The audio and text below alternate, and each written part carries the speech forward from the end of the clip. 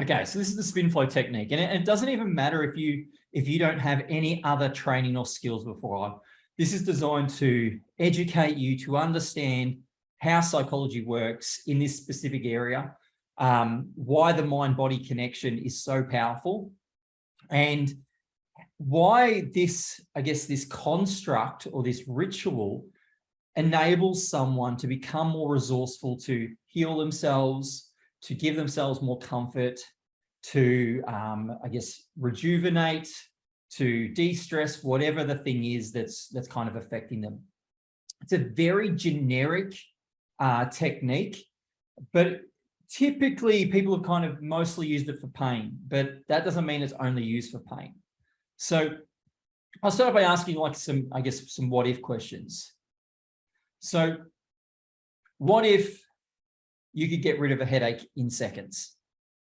What if you could reduce or remove long-term pain, whether it be for yourself or for other people? What if you could overcome feelings of sickness or nausea? How do you get instant relief from migraines?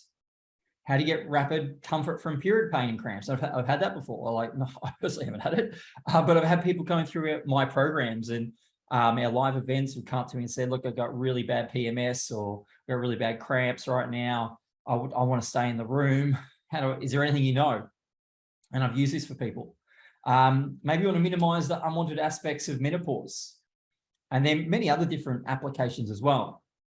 Now I want to share some, I guess, what some other people have found. So this is Dr. Anjana. And so Dr. Anjana now uses this technique for some of her patients that have chronic pain without having to prescribe painkillers. This is Jillian. Jillian, as she said, SpinFlow was life-changing for me. I no longer have symptoms of fibromyalgia after one SpinFlow process. This is Marilyn. It's one of the most amazing techniques out there, and I'm using it this week to remove my husband's severe knee pain. This is Ray Ray. Ray Ray said, I used to end up in hospital at least once a fortnight because of severe migraines. Since learning this technique, I've not had a single migraine. This is Gabrielle. The first time I did it, I released chronic back pain that I'd held onto for 22 years. And this is Ness. My favorite process. I use it regularly. I would say that I've definitely removed my fibromyalgia. There was another, to give you another sort of migraine sufferer. So there was one guy who was taking Panadine Forte, so probably the strongest over-the-counter painkiller you can get.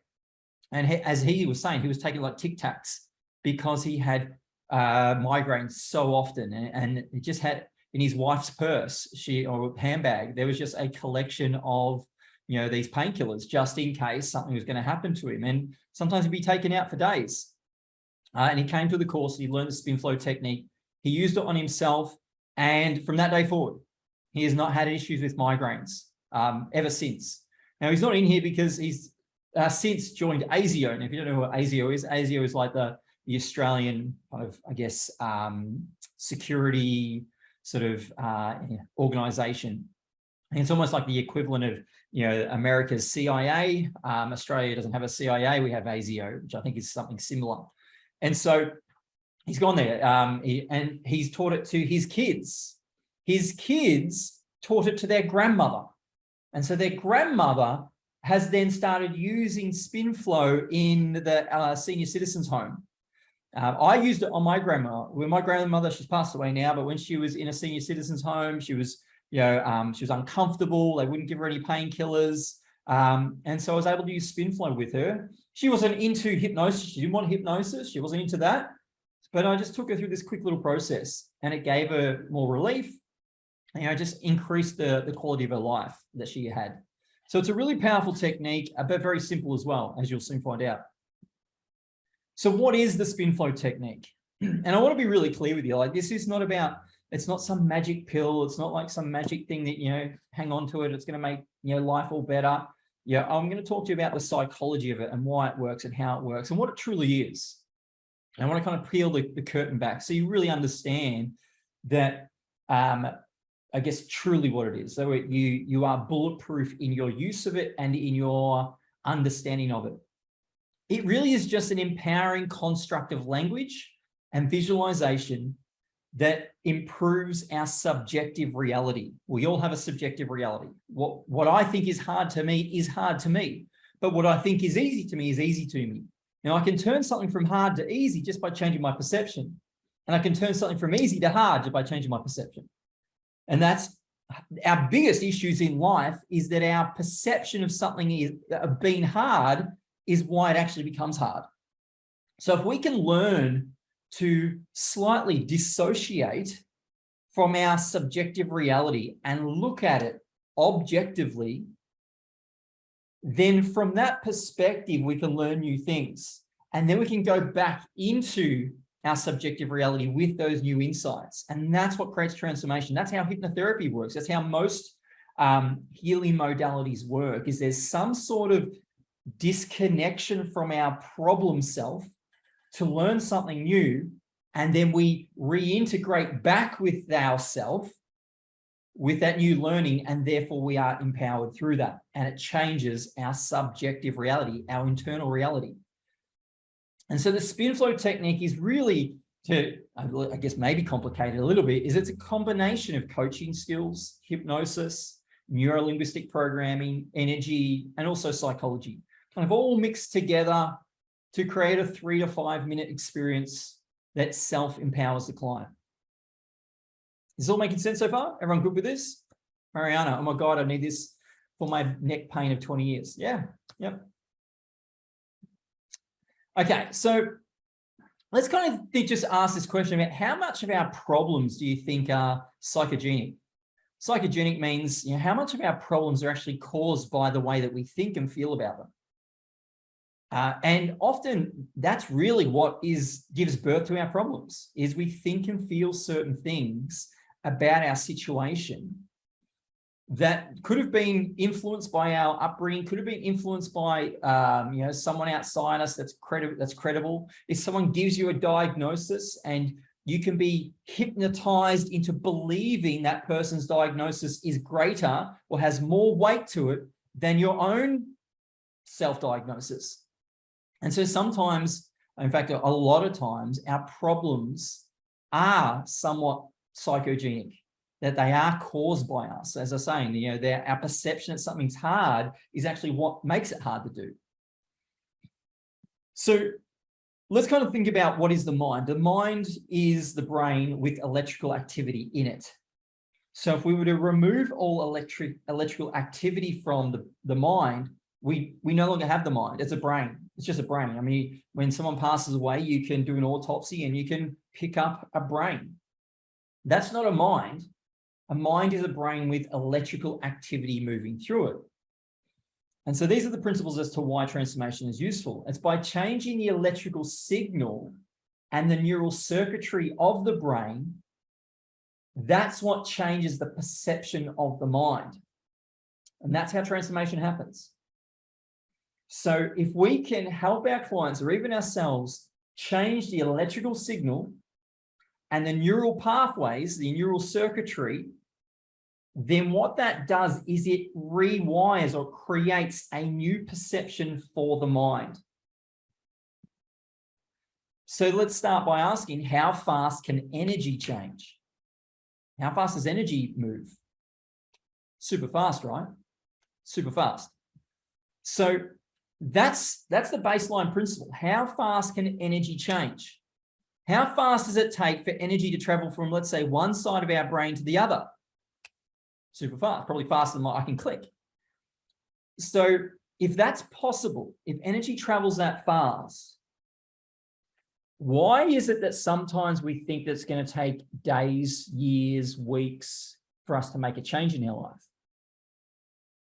Could it be that it's just our perception that it's going to take that long, which actually creates it to take that long?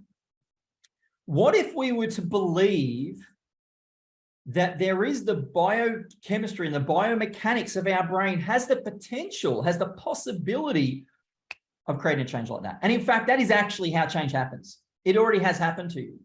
It's happened to me. It just might take us days and weeks and sometimes years to get to the moment that we change like that. What if we could reduce that time into minutes and get us or get our client to that moment much faster to change like that.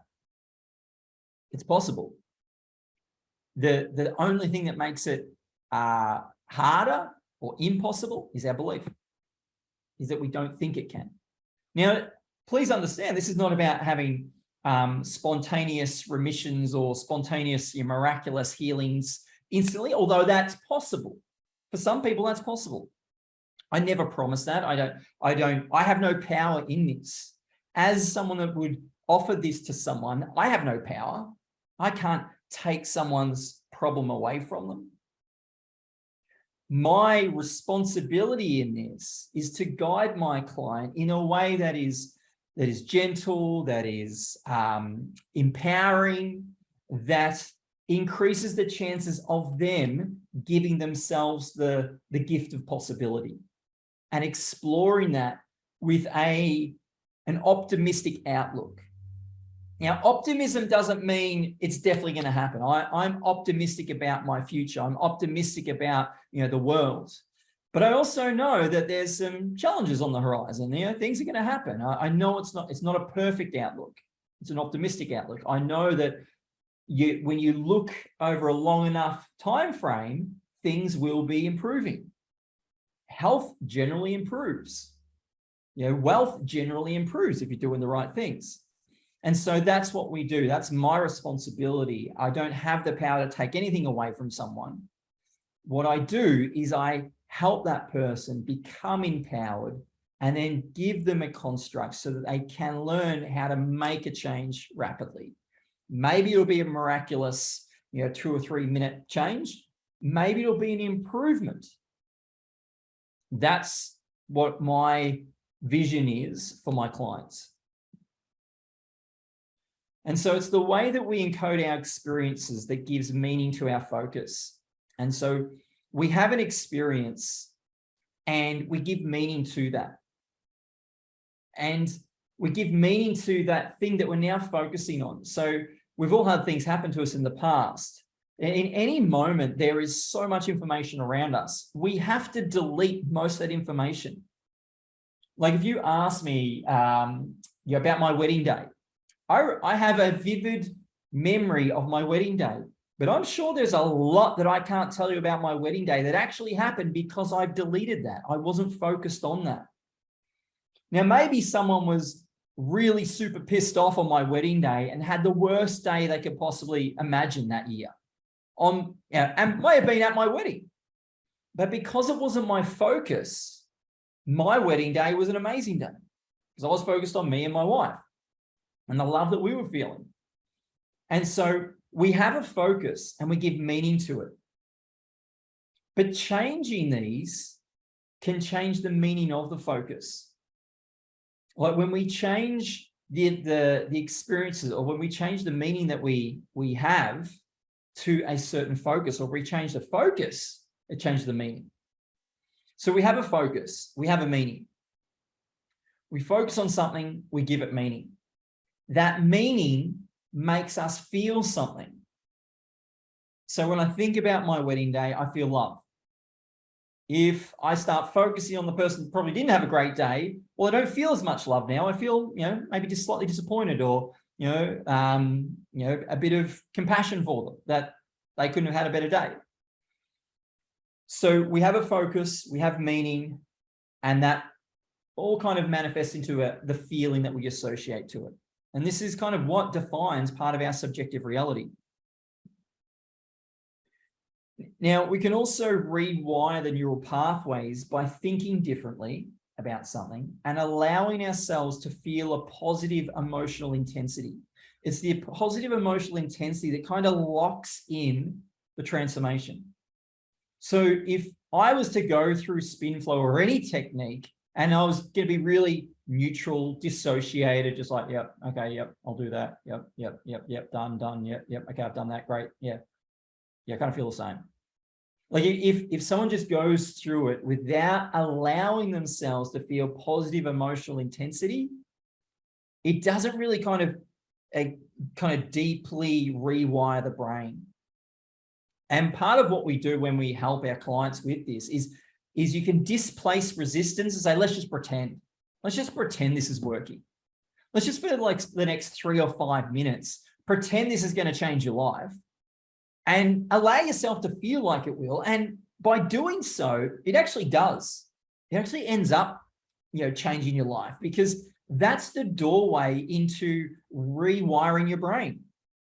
If you're waiting to feel positive emotions after you rewire your brain, it doesn't work that way.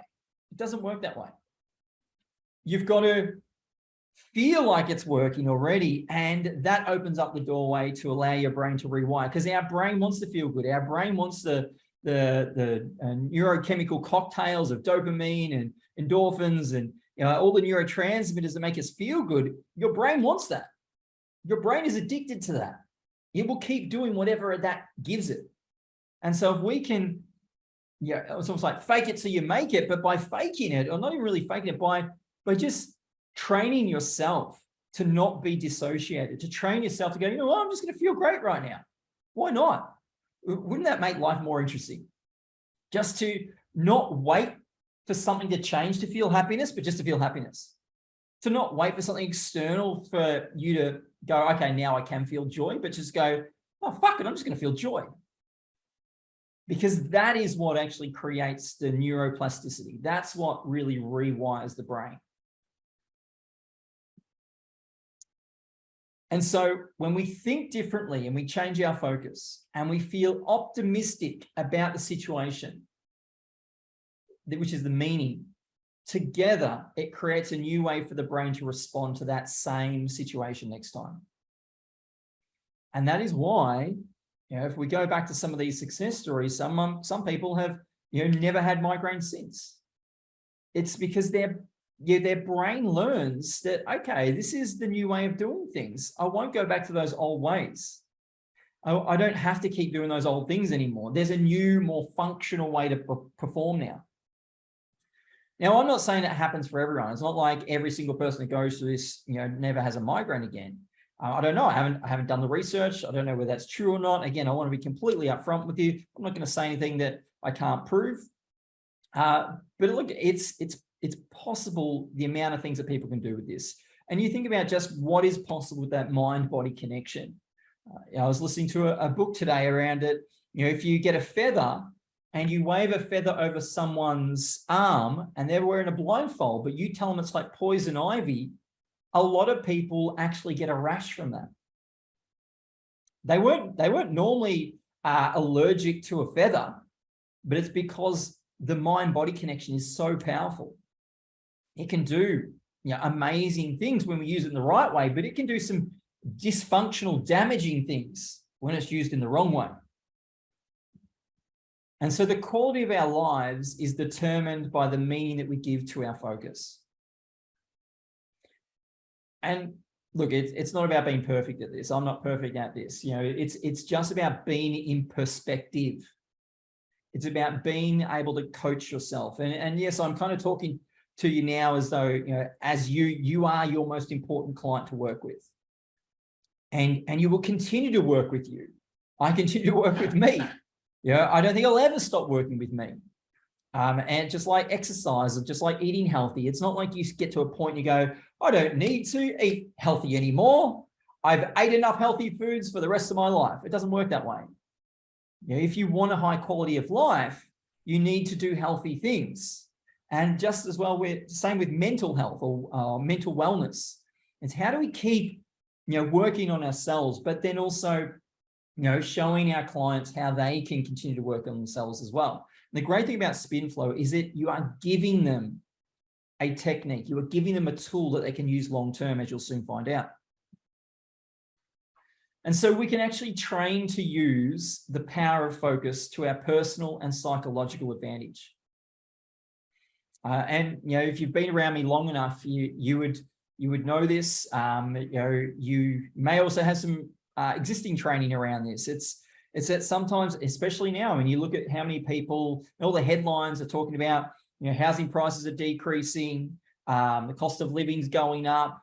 People are talking about, inflation, recession, bubbles bursting, housing bubble burst. There's a lot of kind of doom and gloom coming on the horizon, like winter's coming. Winter technically is here, in Australia at least, but it's that sort of the winter's coming. There's some doom and gloom on the horizon around the corner. Maybe there's the next, strain of COVID is going to blow up in a big way. There's a lot of doom and gloom. We continually have to, be the guards to our own focus, to our own influences, and try to go, you know what? No, I'm going to choose my focus differently. And sometimes it's a daily thing. It's a daily thing to go, you know what? I'm not going to be a scarcity. I'm not going to allow myself to get pulled in to that scarcity mentality, despite what the headlines are saying. I'm not going to get pulled into that fear mentality, despite what friends and family members are saying. It's sometimes we're our own worst enemy, because, we've all got that negative person inside us that says, oh, you're not good enough. You can't do this. You'll probably mess it up. It's too hard anyway. You should give up. You should go back to this old thing. We've all got that type of person inside us.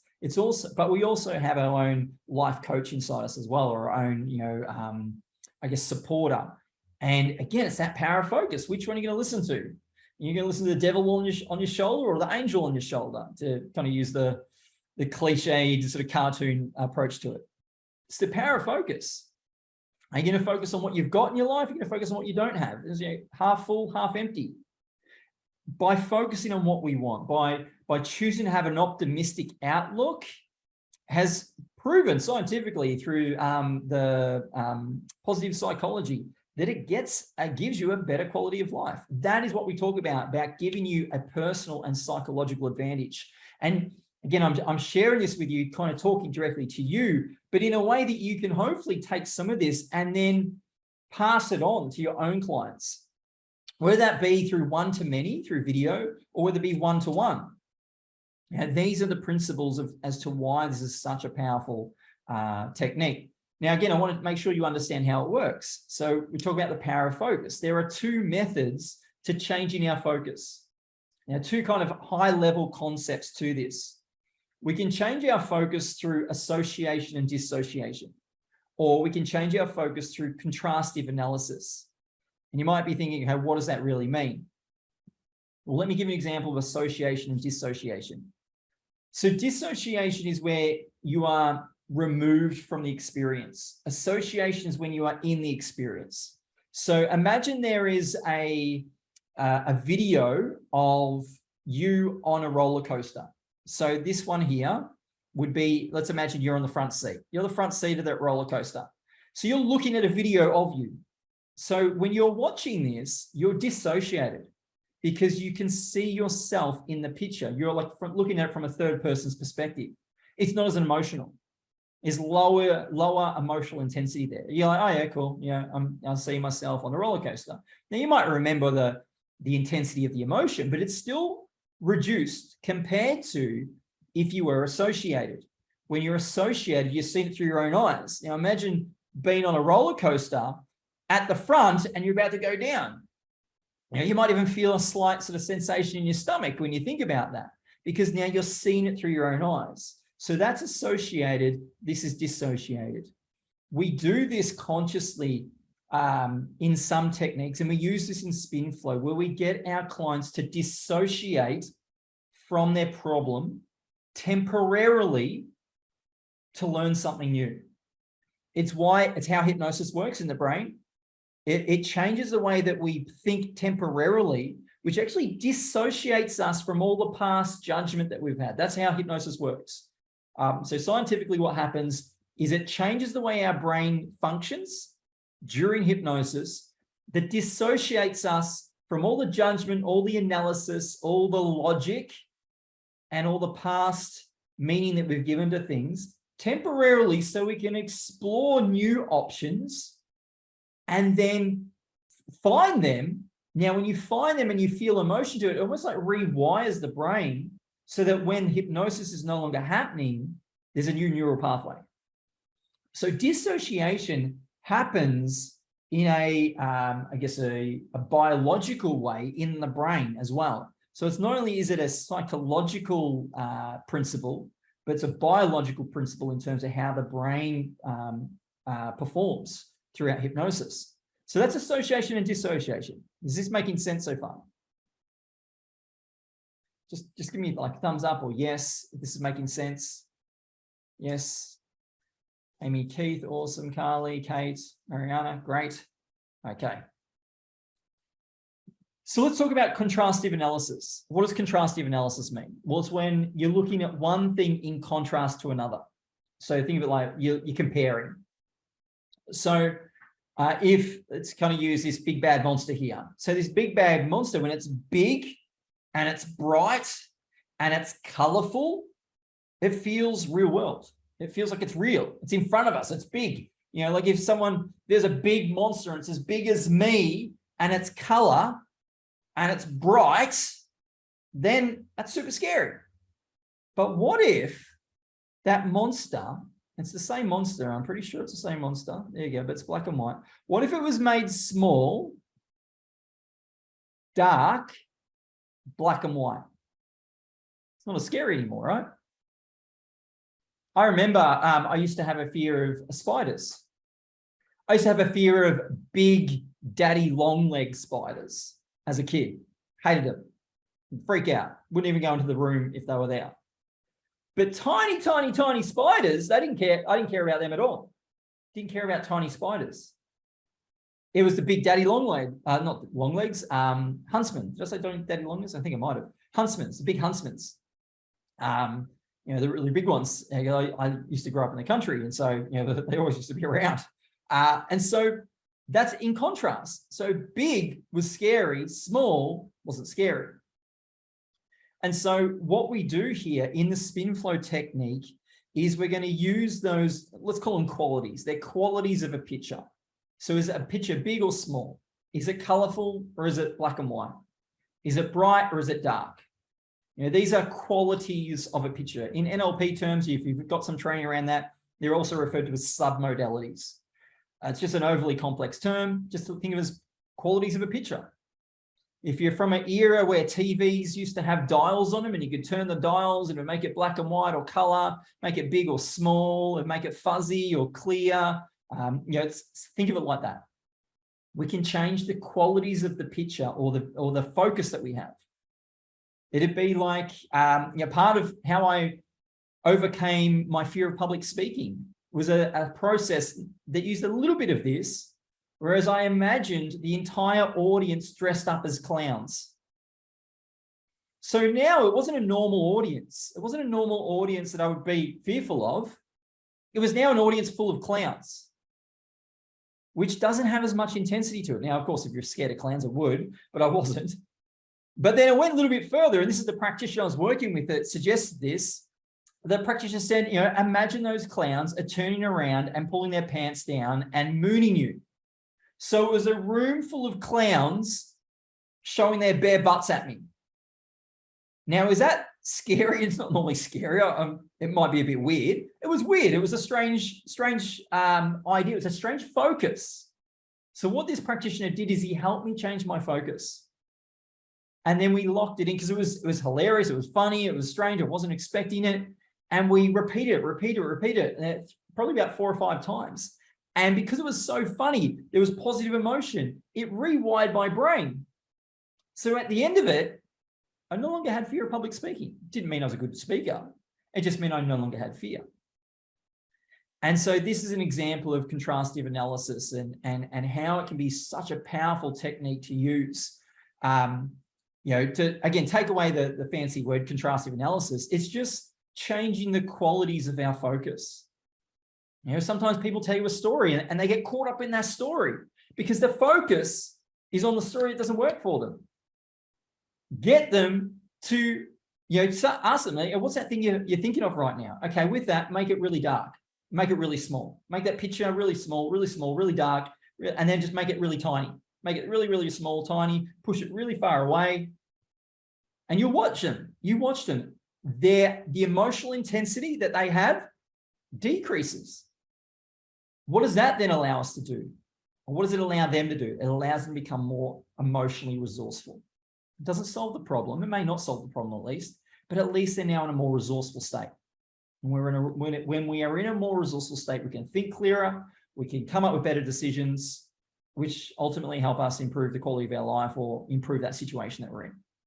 And this is the power of it. This is, again, it's not technically hypnosis, but they are practical psychology skills that allows you almost like first aid intervention. It's like psychological first aid.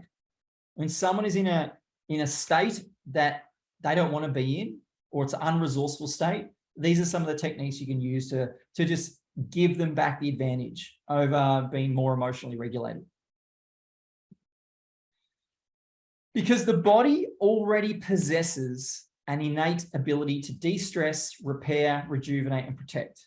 We all have a blueprint within us. If at some point in your life you have been healthy and vital, and you've had a homeostasis that was had you in a good place, then you have a blueprint that you can get back to. Now, it's a slightly different issue if you were born with a blueprint that was kind of, a little bit dysfunctional in the first place. It's a slightly different approach to it. But for majority of people, they were born with almost like a perfect blueprint. And then maybe something happened a few weeks later, or a few months later, or a few days later, or a few years later, which might have caused some sort of, chronic healing that they need to go through. But the body possesses the innate ability to de-stress, repair, rejuvenate, and protect. So we're going to use that to our advantage. It's just that sometimes we've lost sight of how to do that. We're so caught up in our heads, so conscious about our lives, so logical now, and so socially hypnotized that one of our first things to do is go and grab some painkillers, go and grab some medicine, go grab, a doctor who, has just been through medical school and has been mostly informed by pharmaceutical companies. So what do pharmaceutical companies do? They're going to sell you medicine. Now, I'm not against medicine. A lot of advancements have come through medicine. But if you're not tapping into your innate power to heal yourself, it's kind of crazy. That should be their first port of call. And this is the thing of, I'm getting a little bit into a passion rant now about why I'm so passionate about teaching hypnosis as a life skill to people, because I wish that I'd known about this. I mean, I grew up getting fed painkillers and Panadol and all those sorts of things when I got sick or I was, in a moment of healing. And because my mum didn't know any better, I mean, she just was doing what all the other mothers were doing. And all the other mothers were learning from maybe TV and magazines and the most, loudest voice back then was pharmaceutical companies, perhaps. So it's just trying to go, how do we tap back into that? How do we tap back into it in a natural way that has no side effects? And that's the great thing about this, is that every single medicine that we take, every single pharmaceutical compound that we take does some amount of damage to the body. But there is no damage, zero damage that happens to the body or the mind or the cells in the brain when you use hypnosis or SpinFlow technique. Not a single cell is damaged from that process. Now, there might be normal cellular death and then rejuvenation that normally happens in our body every single moment of our lives, but it's not exacerbated by the techniques. And so our non-conscious, I say non-conscious because you might call it subconscious, you might call it unconscious. I just call it non-conscious for now. So your non-conscious mind already knows everything that you need and what your body needs to do. You already have the answers within you. So do I. Our challenge is we get in our own way. We get in our own way. We overcomplicate things. We talk ourselves out of it, or we just filter out our truth because we're like, oh, but what if someone thinks I'm wrong, or what if I get judgment, or I'm not even sure I should say that. That doesn't mean you just kind of, say the first thing comes into your head in front of people. There's I guess some appropriate need for some filtering, but in some techniques, especially SpinFlow, we're going to encourage our clients not to get too conscious about things. We want to find out what's the non-conscious responses, because it's our non-conscious mind or our unconscious or subconscious mind that really does the transformation. That's where we need to make the transformation. Now, that's not a medical part of our mind. There is no unconscious, there is no subconscious, there is no non-conscious, there's no conscious mind. Like, it doesn't exist. You can't cut it out of the brain and go, here it is. It's not like that. It's a construct. It's how we talk about how the mind works. But I can tell you, by strengthening our mind-body connection, we can become free. We become free from all those past problems. I used to, without a doubt, get the flu, get a cold probably once or twice a year. Every single year of my life that I can remember, taking Codral and those cold and flu tablets was a common thing I would do. Trying to take Strepsils and butter menthols and all these kind of things that basically just probably filled with sugar anyway. All those things were just a part of my life because it was part of what everyone else around me went through, until I discovered hypnotherapy and the power of the mind. And I can tell you, from that point forward, which is probably about 13 years ago, I've not had the flu in 13 years. I probably had maybe 1 or 2 moments of slight scratchy throat, but I jump on it straight away. I make sure I go back to the fundamentals. Now, I don't know whether I've just been lucky. Have I been lucky and just been able to navigate around all of that for the last 13 years? Or has it been around that I have fortified my mind-body connection, and I'm also doing the right things externally? I'm putting good foods into my body, and I'm drinking plenty of water, and I'm exercising. So I'm doing all the right things that I believe are going to fortify my physiological immune system. But I'm also doing the mind-body connection as well.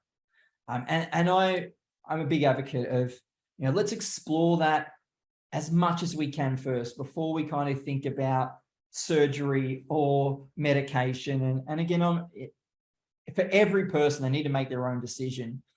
What I really want to inspire people to do is fully explore it, because it feels like a magical power. It feels like a magical power because our psychology is somewhat magical. Like, it's hard to put our finger on. It's abstract. It's just energy traveling through our brain. And that's what becomes our mind. So it can feel magical. It's scientific, but our perception of it feels like it's magical. And so let's kind of talk about SpinFlow and how it works. So the imperception of movement isn't a void of movement. And what I mean by that is, when you look at a tree doesn't look like it's growing. Would you agree? You can't see a tree growing, but it is. It's moving. Grass, I feel like grass is growing super fast, faster than I'd like it, because I find I have to mow the lawns more often than I want to. And so things are moving even though we don't perceive them as moving. In fact, we're on a planet right now that is spinning. Doesn't feel like it's spinning to me. It's spinning on its axis. It doesn't feel like it's spinning, but it is. And it's also spinning around the sun. It doesn't feel like it, but that doesn't mean that it's not true. And so there's so much movement going on. In fact, even from an atomic level, atoms and molecules are constantly moving. This highlighter, whilst if I was to just hold it in my hand, looks like it's stationary. There's no movement to it, assuming I could hold it steady. But there is. At an atomic level, there is movement happening there. And so just because we don't perceive movement doesn't mean that there's a void of movement. I hope this is all making sense. So we're using a little bit of physics here as well, because this is the objective reality here. So we're using a little bit of the objective reality to empower our subjective reality. How's this all sounding so far? Is this sounding good? I know I've spent 45 minutes explaining this so far, but I wanted to make sure that you truly did understand the process and the principles behind it as to why it works, so that you walk away and you go, oh, I've just learned this weird magical technique and it does this thing, and you kind of cross your fingers hoping you can replicate it. You actually understand why it works. Okay, so you've just seen the introduction to the SpinFlow technique. Now, if you're inspired to learn this very powerful and yet simple process, so you can not only use it on yourself, but you can use it with your own clients, then click the link below to access the actual SpinFlow training. Now, in that training, you're going to not only learn to use it on yourself, but you're also going to learn how to use it with clients and loved ones as well. And normally it's $197, but if you click the link in the description below, you'll get a 50% discount so you can do the training for only $97. Now imagine that, overcoming things like fibromyalgia, getting rid of migraines, removing long-term pain completely. Let me ask you, are you willing to find out what's possible when you can increase your mind-body connection? And from this very same training that you're about to see, Mariana reduced her 20-year neck pain from a 10 out of 10 to a 3 out of 10. And Vaughn reduced her knee pain from a 10 out of 10 down to a 3 out of 10. And Stella, well, her back pain reduced from a 9 out of 10 down to a 5 out of 10. But she also noticed that her spine was now straighter. And look, if you don't think it's worth it at the end, then just ask for a full refund. So click the link now below in the description and I'll see you in the training.